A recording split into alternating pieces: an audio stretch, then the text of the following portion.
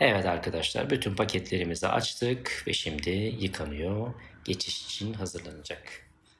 Geçiş işlemimizi Igora Royal Zero ile yapacağız arkadaşlar. Amonyaksız bir boyayla. Amonyak kullanmamamızın sebebi dipteki doğal saçın bozulmamasını sağlıyor ve daha doğal bir sonuç elde etmemizi sağlıyor arkadaşlar. Sizler de geçiş işlemlerinde mutlaka amonyaksız bir boya tercih edin ve düşük volüm tercih edin arkadaşlar. Biz burada 7.0, 7.21'i yarı yarıya 15'er gram karıştırıp birebir oranında 10 volümle uygulayacağız. Bu Igora Zero boyası yeni bir amonyaksız boya arkadaşlar. Yağ bazlı, doğal içeriğe sahip. İçinde hiç amonyak yok. Hatta Igora'nın yeni oksidasyonlarıyla da eşleşiyor ve çalışıyor arkadaşlar. 10 volümle 15'er gram 7.0 ve 7.21'i yarı yarıya koyduk. 30 gram da 10 volüm ekledik ve bunu karıştırıyoruz. Şimdi geçiş işlemimize başlayacağız arkadaşlar. Dediğim gibi boyada hiçbir şekilde amonyak yok. Amonyaksız bir boya tercih ederek sizler de devam edebilirsiniz. Evet, saçlarımız yıkandı, hazırlandı. Geçiş işlemi için tarıyoruz şimdi. Her zaman geçişe ben arkadan başlıyorum. Arkadan başlamak bir kontrol sağlıyor bize. Enseden başlıyoruz arkadaşlar. Maksimum 1 santim olacak şekilde kalınlıkta yatay tutamlarla paket yaptığımız ayrımlara benzer bir ayrımla ayırmak her zaman iyidir. Tam paket yerlerine denk getirirseniz daha da iyi olur. Yalnız burada dikkat etmeniz gereken dip boya gibi bol bol sürmüyoruz. Geçiş yapıyoruz arkadaşlar. Yeteri kadar sürüyoruz. Zaten 30 gram da boyuyorum dikkat ederseniz. Boyayı hazırladık. Şöyle bir detay var burada. Diple sarının başlangıç noktasına kadar sürüyoruz. Yani dibinde sarı yok diye dibine sürmemezlik yapmayın. Direkt sürüyoruz. Renk bozulur diye endişelenmeyin. Var olan zemine göre geçiş renginizi hazırlayabilirsiniz. Ben burada 7.0 ve 7.21'i hazırladım. Eğer açık olacağını düşünüyorsanız 6.0, 7.21 ya da daha açık istiyorsanız 8.0, 7.21 olarak formülize edebilirsiniz bu tarz sarışınlık servislerinde. Evet, gördüğünüz gibi sarıyla öpüştürüp bırakıyorum. Sadece diplerine uyguluyoruz. Bu birinci geçişimiz. İlk başta direkt taşırmıyoruz. Önce diplerine sürüyoruz. Hafifçe sarıya gelen yerde duruyoruz. Evet, çok detaylı bir şekilde zaten şu an görebiliyorsunuz. Az miktarda bir boyayı alıyoruz. Diplerine uyguluyoruz.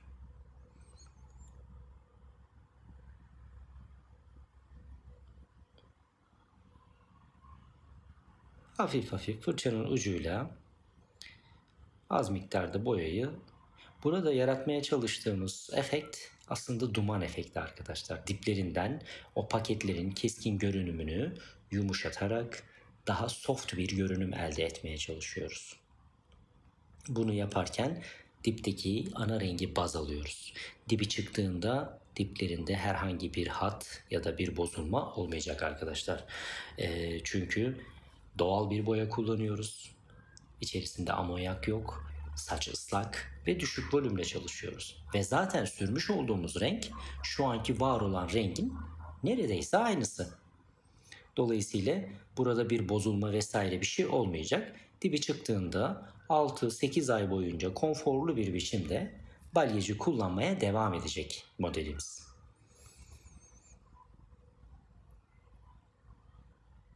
Bazı insanlar balyajın dibine yapılan geçişin saça renk farklılığı olduğunu vesaire şeylerden bahsediyor, dert yanıyorlar ama arkadaşlar bilinmesi gereken öncelikle saç ıslak, volümü çok düşük ve renk dipteki rengin aynısı, aynı zamanda içerisinde amonyak yok.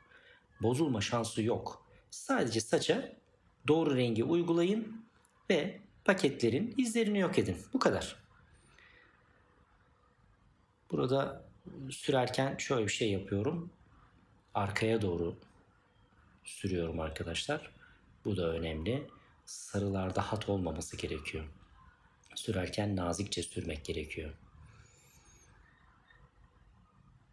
Yumuşak yumuşak sürüyoruz. Sert sürmüyoruz.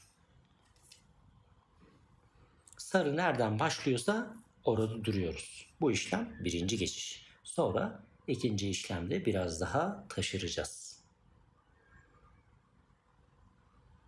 Evet. Yumuşak yumuşak diplerine geçişlerimizi uyguluyoruz. Hafif bir biçimde. Bakın buradaki paketler daha dibe yakın. Dolayısıyla burayı birazcık daha ince sürüyoruz. Arkadaşlar korkmanıza gerek yok. Sarı kaybolur vesaire. Sarıya hiçbir şey olmaz. Siz sadece bilinçli sürün. Gerisi zaten çok daha estetik bir görünümle sonuçlanacak. Daha öncesinde böyle işlemlere aşina değildik. Ve hep işlemlerimiz bir ay sonra güzelleşiyordu. Şimdi ise sarıyı yapıyoruz, geçiş işlemi yapıyoruz ve kullanıma hazır. Pırıl pırıl ve modern bir görünüm elde ediyoruz. Bir ay beklemenize gerek yok. Geçişi doğru bir şekilde uygularsanız balyajınızın kalitesi 2 katına çıkacak ve güncel bir görünüm elde edeceksiniz arkadaşlar. Önde yaratmış olduğumuz fes kontürlerde görünüyor kalın tutamlar. Bu kadar cüretkar davranmamızın sebebi aslında biraz da geçişe güvenmemiz. Geçiş olmasa böyle bir renkle gezilmez. Dolayısıyla geçiş çok önemli. Eğer bu tarz belirgin balyajlar yapacaksanız geçiş olmadan olmaz arkadaşlar. Eksik kalır. Şövalyelik yapmaya gerek yok. Eski ustalarımız yapıyordu. Yapabiliyorlardı da. Ben şimdi geçişsiz bir saç düşünemiyorum arkadaşlar. Yaklaşık 7-8 yıldır bu tarz balyajlar yapıyorum. İnanın daha öncesinde hiç içime sinmiyordu. Hep bir şey eksikti. Ve dibi bozulacak diye de dibine asla boya süremezdik. Korkardım. Şu an korkmuyorum. Çünkü biliyorum. Doğru bir şey uygularsanız sonuç alabiliyorsunuz arkadaşlar. Çoğu müşteriler ilk başlarda çok tedirgindi. Ancak şimdi istedikleri saçları gösteriyorlar bana. Hepsinde geçiş var. Geçiş bu işin belirleyicisi arkadaşlar. Güzel, yumuşak geçişler istiyorsanız saçta mutlaka bir amonyaksız boyayla ve zemin rengine aykırı olmayacak bir ton seçerek geçişinizi yapmalısınız. Evet, yanları da sürdüm. Şimdi tepe kısmına geçeceğiz arkadaşlar. Önleri daha ince sürüyorum tabii. Daha derinde bir fes kontürü olduğu için ince. Sarı nerede başlıyorsa ben orada duruyorum. Sizler de bunu unutmayın arkadaşlar. Paketleriniz geriden başladıysa başladığı yere kadar sürebilirsiniz. Mesela bakın burası biraz daha geriden. Yaklaşık 2 santim daha geride krepe yapılmış. Görüyor musunuz? Daha geniş sürüyorum. Ölçü belli. Sarı neredeyse oraya kadar taşırıyoruz ilk etapta. Daha sonra biraz daha da taşıracağız. Tarayacağız hatta. Evet. Arkaya olacak şekilde geriye geriye sürüyorum. Daha sonra bunları çarpıştırıp yan kanatlara doğru ayırarak da süreceğim arkadaşlar. Size onu da detaylı bir biçimde göstereceğim şimdi. Geçiş işlemimiz bu şekilde devam ediyor. Ben buna birinci geçiş diyorum. İkinci geçişte yaklaşık bir 10 dakika bekledikten sonra 1 santim taşırmak oluyor.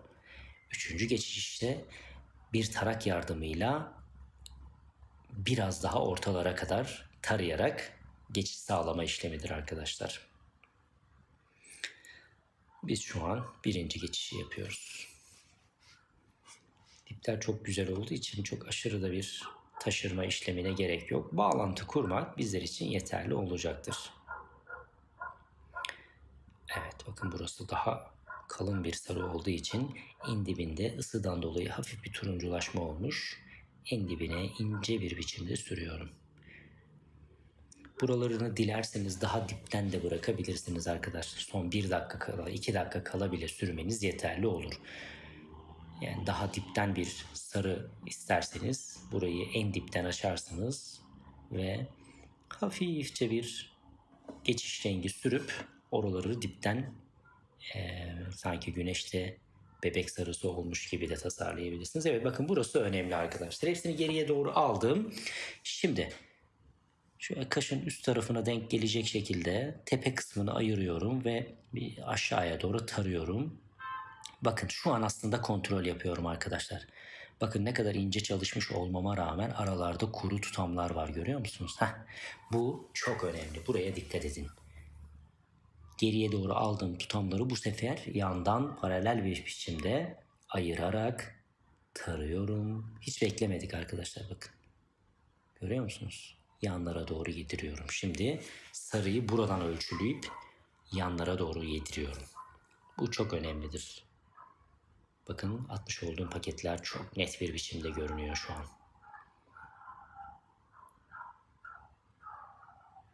En önlerini taşırmıyorum, görüyor musunuz? Arkalardaki paketler daha geriden olduğu için onları biraz daha fazla taşırıyorum.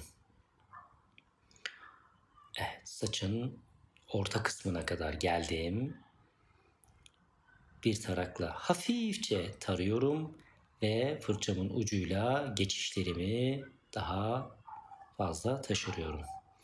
Aynı şekilde diğer taraf. Hala birinci geçişteyiz bu arada arkadaşlar. Bakın. Birinci geçişimi hemen kontrol ediyorum. Çok taşırmadan. Görüyor musunuz? Sarılar oradan başlıyordu zaten. Sürdüm. Şimdi yememiş olan yerleri kontrol ederken netleştiriyorum. Tepe kısmına yaptım. Çünkü orayı, arkaları kontrol edip öne gelene kadar renk alacaktır. Kusursuzlaştırıyorum aslında şunu. Evet.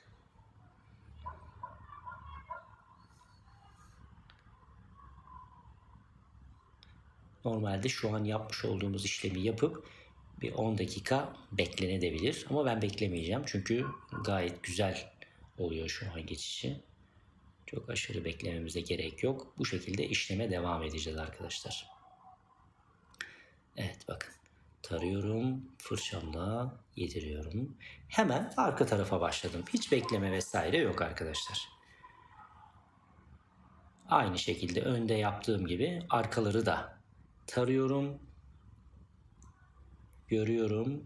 Kuru olan yerleri tekrardan kontrol ediyorum. Evet arkadaşlar. Bu çok önemli. Hiç bekleme yok. Sürdük geriye doğru. Sonra yan kanatlara bağlantılar yaptık. Şimdi arkadan tekrardan ikinci geçiş gibi, hem kontrol hem ikinci geçiş gibi düşünebilirsiniz bunu arkadaşlar. Evet. Bağlantılarımızı kuruyoruz. Evet. Taradık ve geçişlerimizi netleştirdik. Duman efektini veriyoruz artık. Burada çok net görünüyor bu işlemde.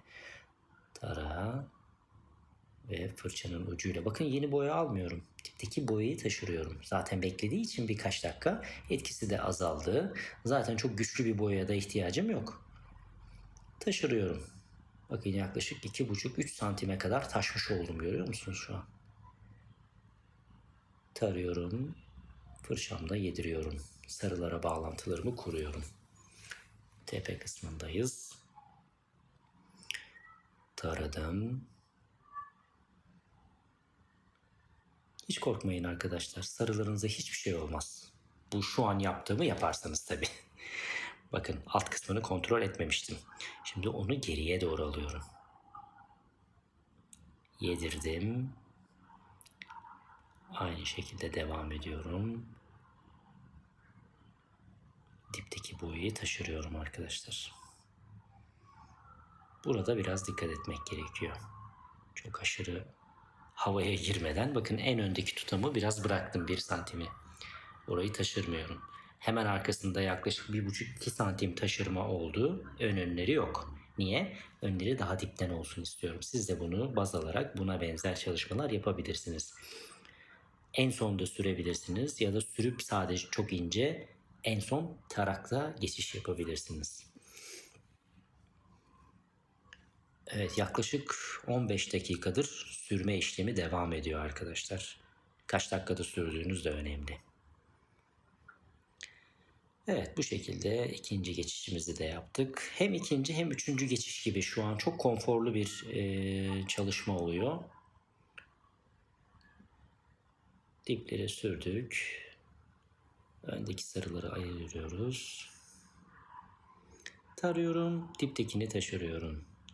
Ayırdık, taradık. Fırçamızda hafifçe bağlantılarımızı kurduk. Evet arkadaşlar. Geçiş işlemimiz bu şekilde. En önde bir zar tutam var. O zar tutamı en son yıkama yerinde hafifçe bir tarayacağız ve geçiş işlemimizi sonlandıracağız.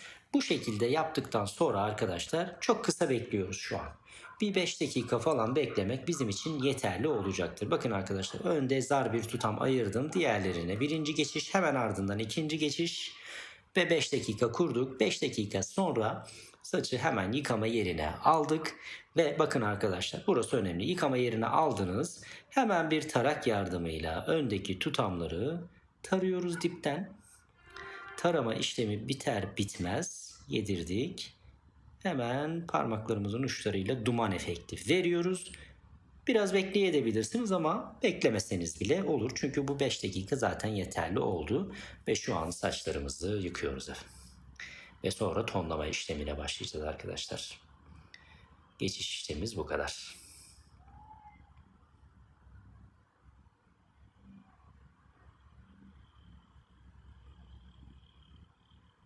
Saçlar yıkanıyor şu an. Geçişe, tonlamaya hazırlanacak. Geçişler çok net görünüyor şu an.